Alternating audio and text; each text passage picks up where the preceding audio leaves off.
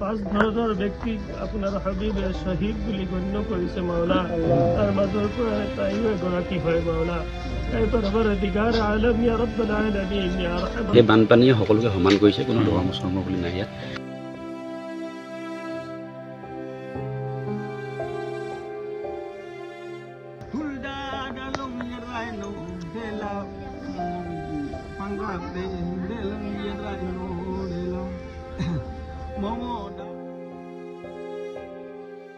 বচাবলৈ সেই ৰাস্তাটো কবৰস্থানৰ কিনাৰৰ ৰাস্তাটো যদি গৈছিলে, যাওঁতে ইমান টনি পানী আছিলে বুলি শুনি পাইছোঁ। তেওঁ চবেই কৈছে গাঁৱৰ মানুহখিনি। তাৰপিছত মাছপথ পোৱা 50 মিটাৰমান যোৱাৰ পিছতে বুকুলৈ পানী আহি প্ৰায়মান হ'ল। হোৱাৰ প্ৰবাল হৈয়ে তাৰমানে উটুৱাই তাৰমানে লৈ গুচি গ'ল। ওচৰৰে গাঁৱৰ আমাৰ সম্বন্ধীয় ভতিজাই, সৰুৰ পৰাই একেলগে আমি ডাঙৰ হৈছোঁ। সি বচাবলৈ গৈ তাৰো অকাল মৃত্যু হয়। অৰ্থাৎ কি ক'ম আৰু, আমিতো এইফালে আমি ঘূৰি বচাবলৈ আহিবলৈ আমি নোৱাৰিলোঁ। এই পঞ্চায়তৰ ওচৰত আমাক কেইজনমানে বচালে। বচাই এনেকুৱা ধৰণৰ সাগৰৰ দৰে সোঁত বৈছে, যিটো নেকি আমি গমেই নাপাওঁ। মোৰ ছোৱালীজনী পৰিলে শুনিলোঁ আৰু খবৰ নাই পোৱা।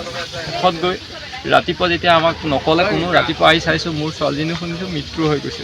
সকলোকে মই প্ৰথমতে ধন্যবাদ জনাম। যিখিনিয়ে ধৰি লওক আৰ্থিকভাৱে হওক, বস্তু দি বা শাৰীৰিকভাৱে সকলো ৰাইজে ওলাই আহিছে।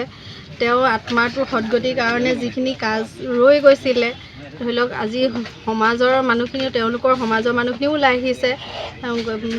কাম কলমে হওক, মৃতকৰ আত্মাই সদ্গতি পাওক, তাকে কৈছোঁ। আৰু বিচাৰিছোঁ, আৰু অকল ইমানতে নহয়, সকলো অসমবাসী ৰাইজ, দল সংগঠন হওক, চৰকাৰৰ হওক, সকলোৰ পৰাই এটাই মই অনুৰোধ যে এই কাজটোৱে বুলি নহয়, যিহেতু সন্মানী ল'ৰা ছোৱালীকেইটা আছে, মানুহগৰাকী আৰু বৃদ্ধা মাতৃগৰাকী আছে, তেওঁলোকৰ ভৱিষ্যতৰ কাৰণেও যাতে সকলোৰে সহায় সহযোগ আগবাঢ়ে।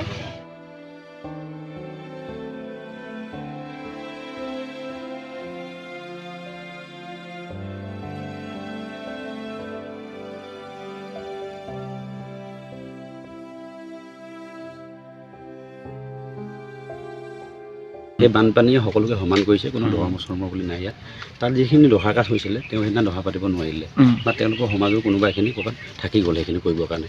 তেতিয়া আমাৰ যিখিনি নিউজ চেনেল আহিছিলে, তেওঁলোক পাইছিলে। তেওঁ সেই কান্দোনৰ সেইটো গোটেই অসমবাসীয়ে সেয়া উজাৰি তেওঁক আশীৰ্বাদ কৰিছে, সহায় কৰিছে। ইয়াতে মই এটা কথা কওঁ, কালি যেতিয়া আমি ইয়াত আহিছিলোঁ ৰাতিপুৱা, কিছুমান ঘটনাও হৈছে। তো ক'ৰবাত কিছুমান মানুহ থাকে ঠেক মানসিকতাৰ, সেইটো সমাজলৈ এটা বেয়া বস্তু যাব নালাগে। সেই অঞ্চলবাসীয়ে, ৰাইজে, গাঁওবাসীয়ে সকলোৱে সহায় কৰিছে। আমি বিলাসিনা শিমলুগুৰি আঞ্চলিক সমিতি আৰু চন্দ্ৰক বিহু আঞ্চলিক সমিতিয়ে কালি দহাকাজ কৰি দিম বুলি ইয়াত কথা দিছিলোঁ। তেওঁ পুনৰ সংস্থাপনৰ, কিবা সংস্থাপনৰ বিষয়েও কৈ দিম বুলি আমি কথা দিছিলোঁ। সেইমৰ্মে আজি আমি এই কাৰ্যসূচী কৰি দিছোঁ। তেওঁলোকৰ যি আধ্য চাব্য আছিলে, যিখিনি বাদ পৰি গৈছিলে, সেইখিনি আমি গোটেইখিনি কৰি দিম বুলি যেতিয়া মূৰ পাতি লৈছিলোঁ, আজি সেইখিনি গোটেইখিনি কৰি দিছোঁ।